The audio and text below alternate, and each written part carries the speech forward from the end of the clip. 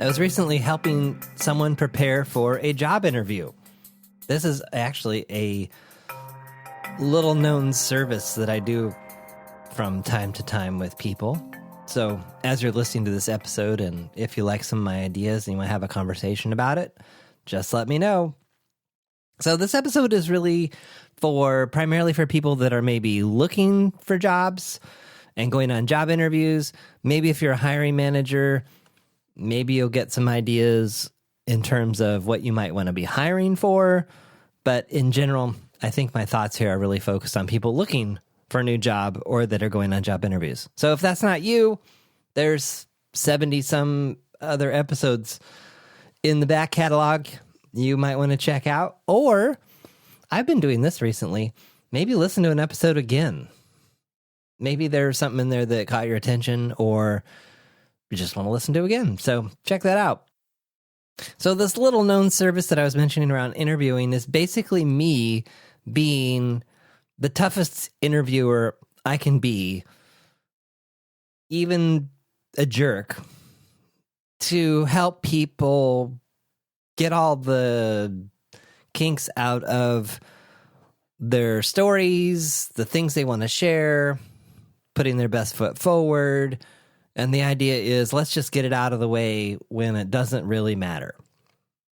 In other words, make the mistakes with me, not in that interview. I mentioned being a jerk. I've had some interviews with some people that were not so friendly. So I like to kind of throw that into the mix to throw people off guard a little bit and just give them the experience, give them the practice of recovering and getting back on track. I often record these as well. So actually, this came up in something I was listening to or reading recently. It was the idea of game tape.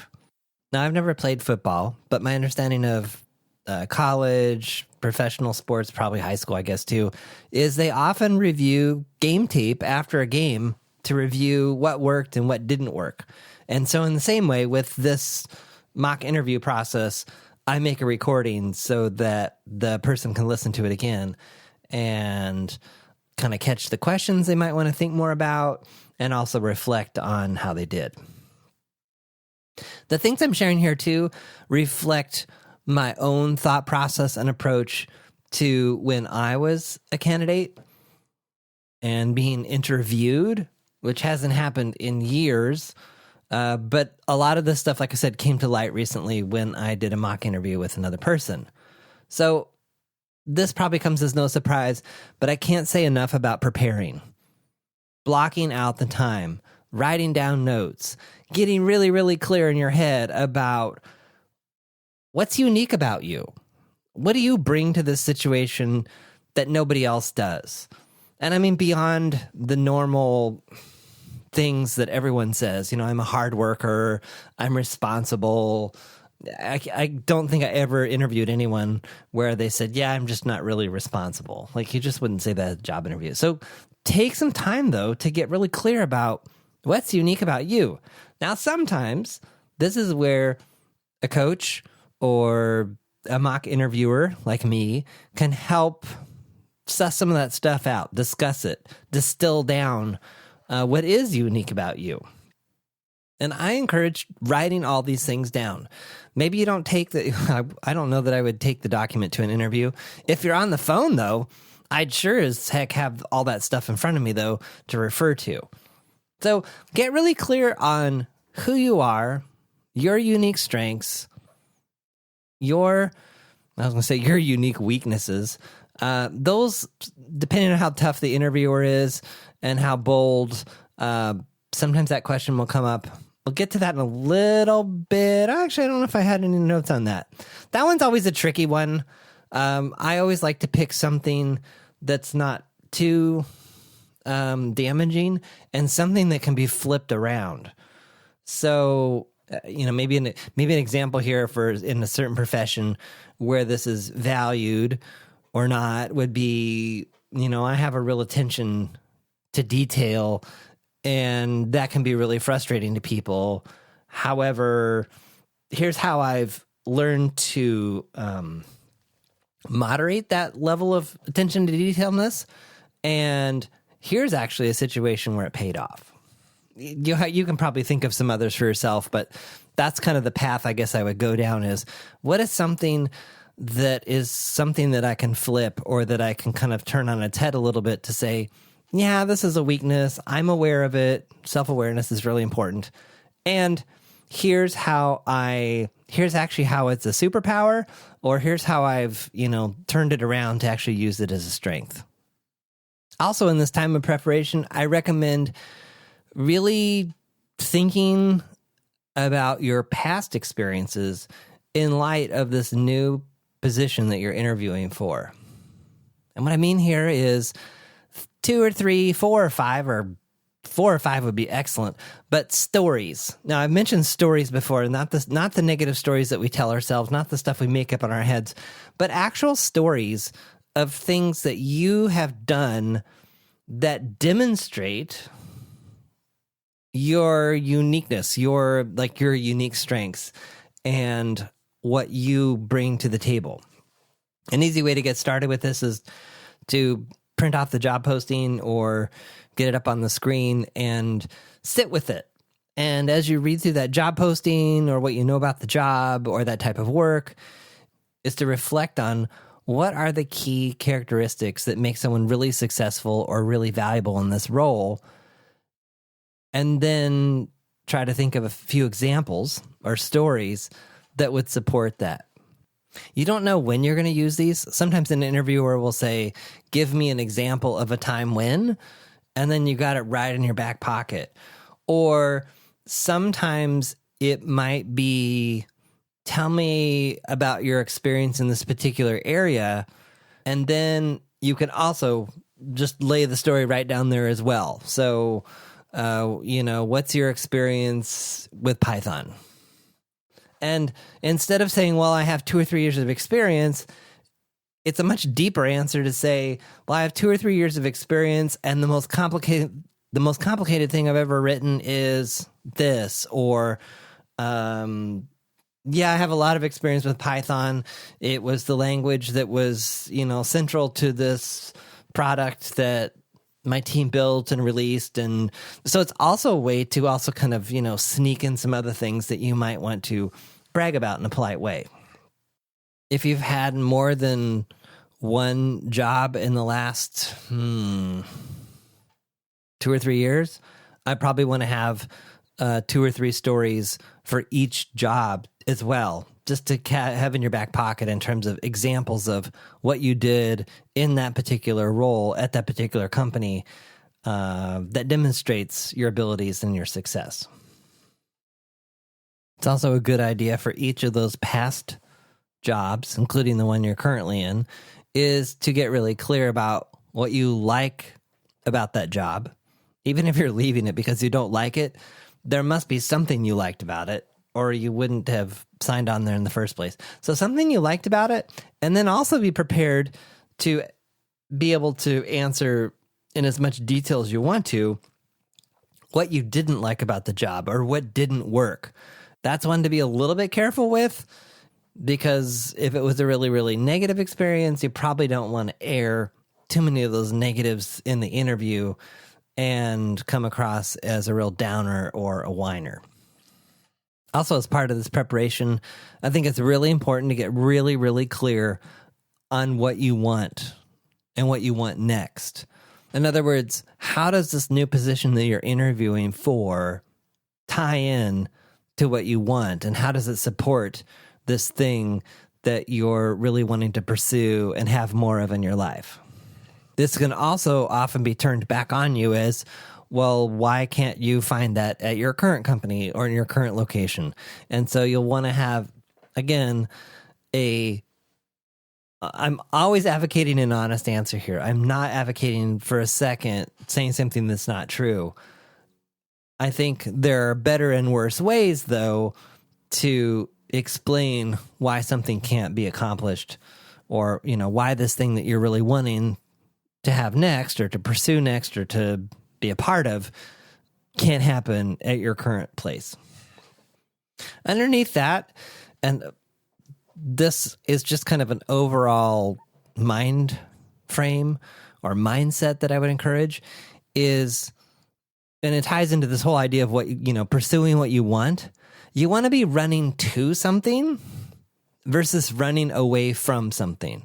So I know as an interviewer, when I was interviewing people, I could usually tell how badly someone wanted the job or like how interested they really were versus, my company's laying off or my division's about to get downsized and I just want to try to find something before the ship sinks. Now, I totally get that someone wants to be employed and have a job and make money, but given the choice between someone that's just trying to find a job before they lose theirs or just get away from a bad situation versus someone that's in a pretty good situation, but they're looking for something better that's more in line with what they want, that's the person that's going to resonate more with me as a hiring manager. So part of this figuring out what you want is, what are the things that you must have in this new position? Is it particular responsibilities? Is it a progression in title, size of the team, compensation? Getting really clear on what those kind of must-haves are for that next job will also help you to focus your thinking and your energy around, what is it about this next job that's drawing me forward, that's in sync with what I want? And is there enough of that there? And then the counter to this is get clear. Again, I would recommend writing all this stuff down. Get clear on what the red flags for you will be. For some people, it could be you always have to be in an office, or compensation needs to be at least this amount, or I need to have at least these responsibilities. I want to be seeing these kind of behaviors and hearing these kinds of things as people talk about what it's like to work on their team or their coworkers, or how much social time people spend together outside of work. Taking some time to kind of think through, hey, this is what I really want. This is what I really want to do. And then also thinking through, if I see these things, that will be a sign to me that this is not a good position for me. I look at the job interview process always as a two-way street. And it brings also a different kind of energy to the interview, I believe, as well. So if you're just kind of coming to the interview like it's a beauty contest and you're just like, just pick me, that can bring, I don't know, a sense of kind of desperation or neediness, or I don't know, it just doesn't come across real invitingly to an interviewer.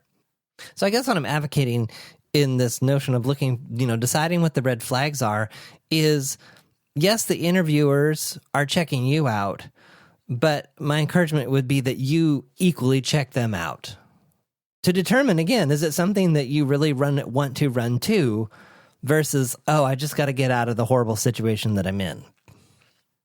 A lot of times for a first interview or a screen, they call it a phone screen, although a lot of times these days it's on video.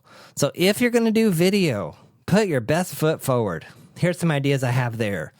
Camera placement. Have a decent camera.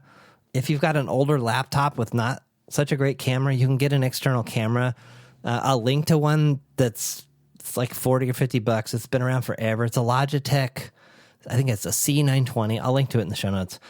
Put that camera at eye level. Now, I've come up with kind of a little hacky setup for myself. I have a standing desk, and what I will do when video really matters is I will put my laptop up on top of this standing desk and then on top of a box so that the camera is at eye level. So in other words, it's eye level with my head, with my eyes, or a tiny bit higher so that you're looking up to the camera. It provides a much better impression than where the lid is tilted on your laptop and it just isn't I think you can provide more. What am I trying to say? You can give better eye contact and look at the camera when it's at eye level. Also, practice with the awkwardness of talking to the camera and not looking at the screen. If you want to try to make eye contact with the interviewer, which I recommend, that's one of the downsides. That it's actually one of the reasons that a lot of my coaching, I don't use video, because there's always that awkwardness where you're looking someone in the eyes, but if you're looking at them in the eyes, you can't see their eyes because you're looking at the camera, and so you end up looking down at the screen. So if you don't do a lot of video calls, or you haven't thought about it, just record a video of yourself looking at the camera on your laptop and figure out if that's the way you want it to work out. Make sure the sound is decent too. Typically, earbuds sound better than your laptop microphone, although most of the Macs these days sound pretty good. But again, test all this stuff out. Think about the background too. Do you want to be sitting in your laundry room, with the pantry door open behind you and stuff laying everywhere? Or do you want to have a just fairly neutral background behind you? Pick a good place to sit. Also consider bandwidth. Mostly not a problem for people these days, but sometimes I've seen that too. If you can plug an Ethernet cable into your computer, do it. If you need to go somewhere to make sure you have good Wi-Fi, do it. Try it all out. If you're applying for a job at a tech company and you can't, get the video software to work for the interviewer, it's not going to leave a good first impression. The big takeaway here is get all the kinks out of the setup in advance. Try everything out. Plan ahead. In the department of doing whatever you need to do to put your best foot forward, I've recommended this to people. I've done it myself. Do you need to go for a walk beforehand? Do you meditate?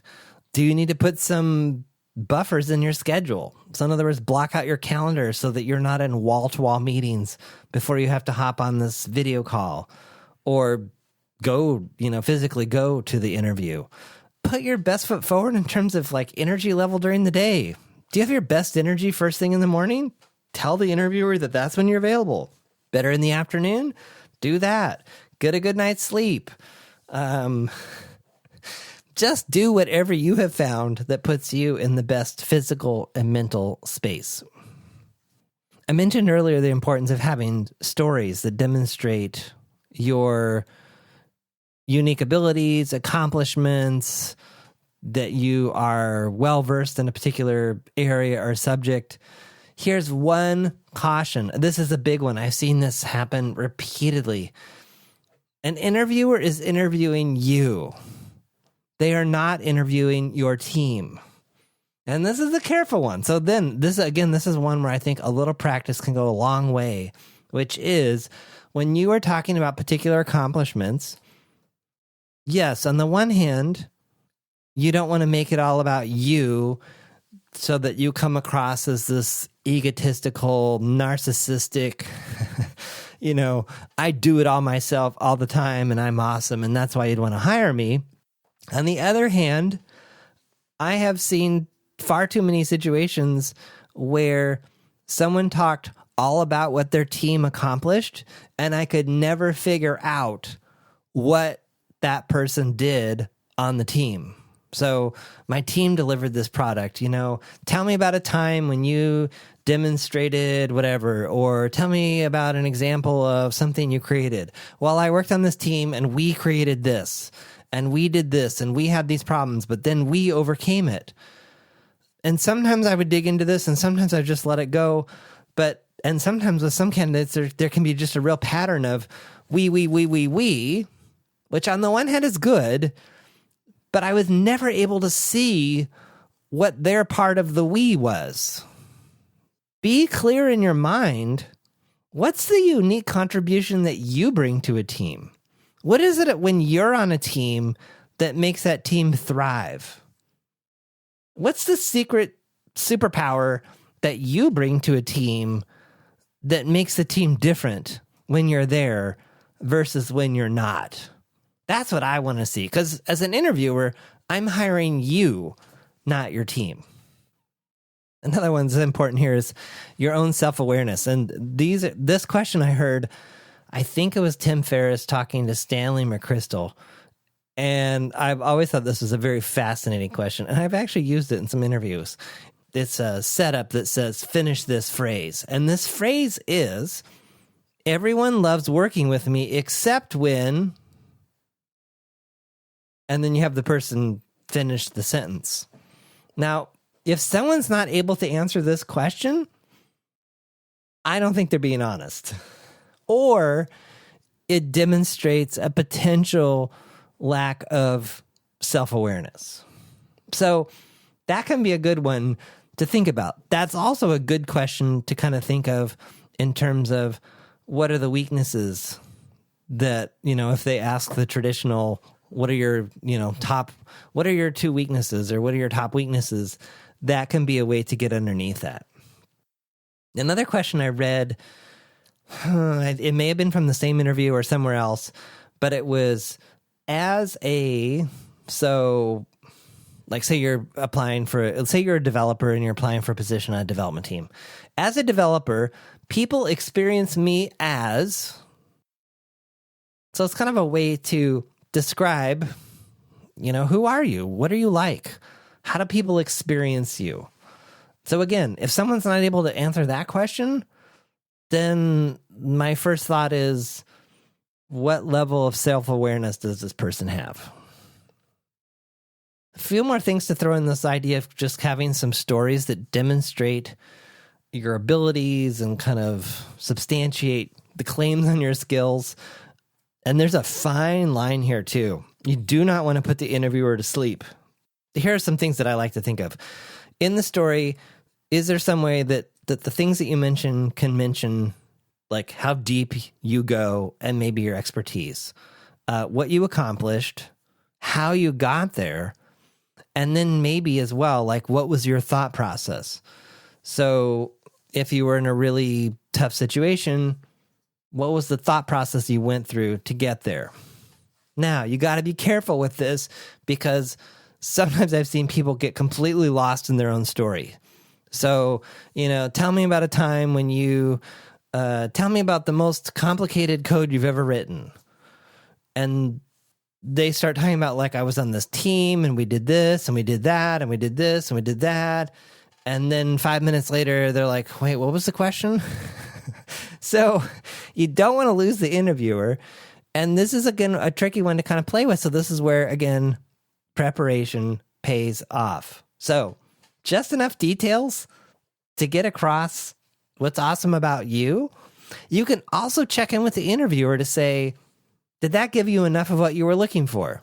Or was that enough detail? Or would you like me to go a little deeper on that? And if they do, they would say yes. And if they're already got what they needed, they can say no. Have questions for the interviewer.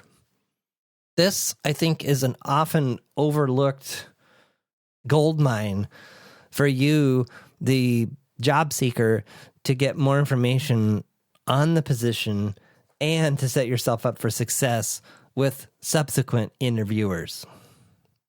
Prepare these questions in advance. Maybe it's a couple days in advance if you can. You just start kind of writing them down and sketching them out and just kind of write them down over time. Again, some of these questions could be generated from this whole thing of like, what are the red flags? Or what are the must-haves in this position? What are the red flags going to be? What are questions that I can ask that would get at those things and would come across in a way that doesn't sound fearful or that I'm really worried or whatever?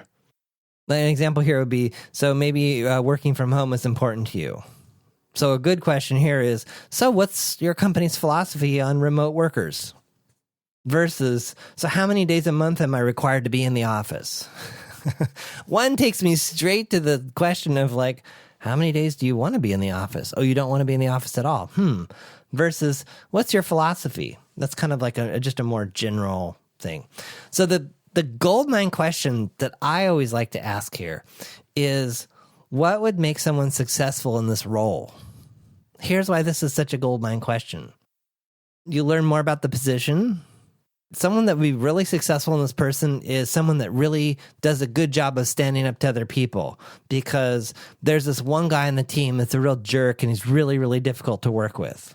Oh, that just told me a bunch of information. Or, someone that's really well-versed in C++ and Java and Go, because those are really the core languages that we use. What would make someone really successful? Someone that's really diplomatic, or someone that's really good at PowerPoint, or whatever. You're, jotting and remembering these things. Then when you go on to meet with the second or the third interviewer, you make those things part of, assuming they're true, you make those things part of the stories or the narratives that go to the answers to the questions that you're being asked. And in other words, you're doing a little reconnaissance on the position through each interview that you go through. Another way to ask this question is also, what types of people do you find are a good fit for your team or company? Or, I guess it's very similar. So make up the question that's yours, that fits how you would ask it. And always ask questions. So I don't know what it is, but when I interview someone, if they don't have any questions, that kind of leaves a weird sense in my head, like, why don't you have any questions? So in worst case, just ask the same questions again. This can also be an interesting test. Maybe you're trying to get a sense of company culture, or what people like the most about working at their company. Or an interesting question, if asked the right way and kind of in the right spirit, is, what do people like least about working at this company? If you ask that same question to 5 different people and you get the same 5 answers, you're onto something. And maybe that thing that they mention is not a big deal to you. Maybe it is. Sometimes asking the same question can be valuable to kind of see if the answers are in alignment, if it unearths something. But it's better to ask a question than to say, no, I don't have any questions. I asked them to all the other interviewers. There's got to be something in the interview that piqued your interest or that popped into your head. Here's something I should have brought up a little bit earlier when I was talking about fit and what's important to you and what do you want. Values can be huge here. Getting clear about what your values are. Check out the previous episode with Michael Doyle, where we mined for his value. Well, we talked about what values are and kind of how to discover them. And then we actually dug into his own values. So again, if you're having trouble kind of figuring out what are my values, glad to have a conversation with you. But yes, being clear on your values and listening for them throughout the conversation, weaving them into your questions, and just being on the lookout for them. I really value peace and tranquility. Is this a peaceful work environment, or is it totally chaotic? So yes, be on the lookout for, would I be able to honor my values here? How hard would it be to honor them? Would it be natural to honor them, or would it be a lot of work? Because in my experience, all the money in the world is not worth losing your soul over. And when you're doing work that is not in alignment with your values, it just eats your soul up a little bit at a time.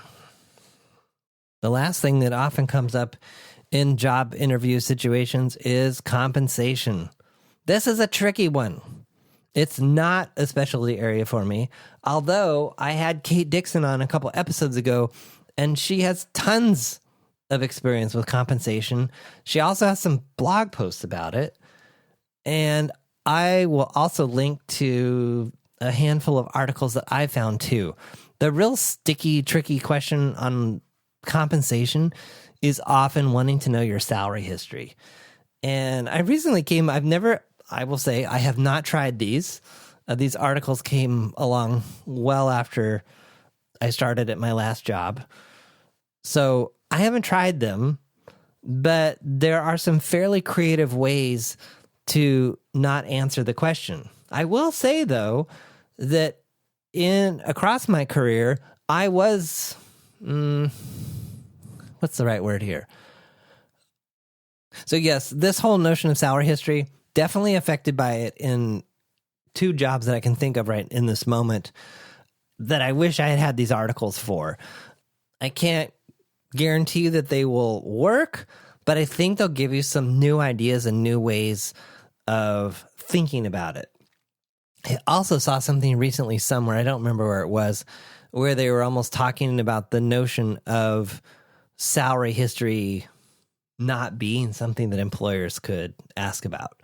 So I think that would be awesome. Companies might not feel that way. Links to those articles, Kate Dixon's contact information, and anything else. Again, if you want to have a conversation around this, you want to do a mock interview, something came up in this episode that piqued an interest or a thought or whatever, you want to discuss it with me, just let me know.